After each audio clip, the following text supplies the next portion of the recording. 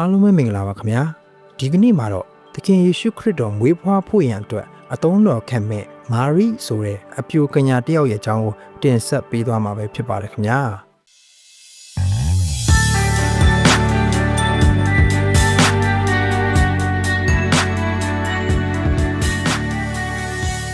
ဗီဒီယိုလေးမစတင်ခင်မှာကျွန်တော်ရဲ့ channel လေးကို like and subscribe လုပ်ထားပေးဖို့မေတ္တာရပ်ခံချင်ပါတယ်ခင်ဗျာမာရိယာအေလိရှဘက်ရဲ့အဆွေအမျိုးဖြစ်ပါတယ်သူကဂါလိလဲပြည်နာဇရက်မြို့မှာနေပြီးလက်သမားဆရာယောသန်နဲ့ဆိတ်ဆက်ထားပါတယ်အေလိရှဘက်ကိုဝင်9လလွန်တော့ကောင်းကင်တမန်ဂါဘီလကမာရိကိုထင်ပြပြီးကျေးဇူးတော်ကိုခံရတဲ့မိန်းမမင်္ဂလာရှိစေတည်းဆိုပြီးနှုတ်ဆက်ပါတယ်မာရိခမညာဘာကြောင့်ဒီလိုပြောမှန်းမသိရှာပါဘူးဒါနဲ့ဂါဘီလကမကြောက်ပါနဲ့မင်းကဖျားခင်ရှေ့မှာညနာရတဲ့သူဖြစ်တယ်မင်းကပရိသတ်တွေဆွဲယူပြီးသားယောက်ျားလေးတစ်ယောက်ကိုမွေးဖွားလိုက်မယ်အဲ့ဒီသားကိုယေရှုလို့နာမည်ပေးရမယ်အဲ့ဒီသားကအကြီးမြတ်တဲ့သူဖြစ်လိမ့်မယ်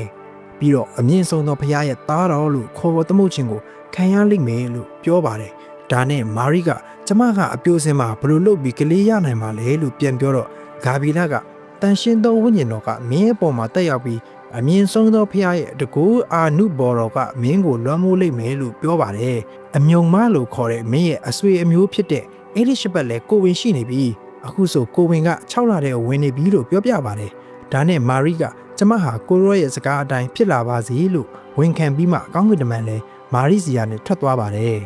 မာရိဟာအေလိရှဘက်ရှိတဲ့တောင်ကြားအရက်မှာရှိတဲ့ယူရမြို့တစ်မြို့ကိုထွက်လာပါတယ်မာရိနှုတ်ဆက်တဲ့အခါအေလိရှဘက်ရဲ့ဗိုက်ထဲကကလေးခုန်လိုက်တာကိုအေလိရှဘက်ခံစားလိုက်ရပါတယ်တန်ရှင်းသောဝိညာဉ်တော်နဲ့ပြည့်ပြီးသူက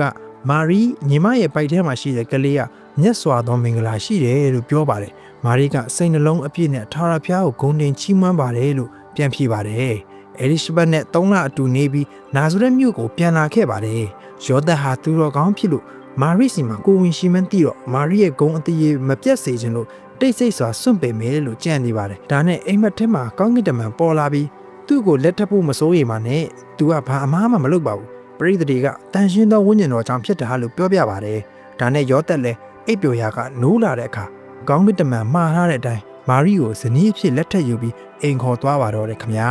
အဆုံးထိနားထောင်ပေးတဲ့အတွက်ကျေးဇူးတင်ပါတယ်ခင်ဗျာ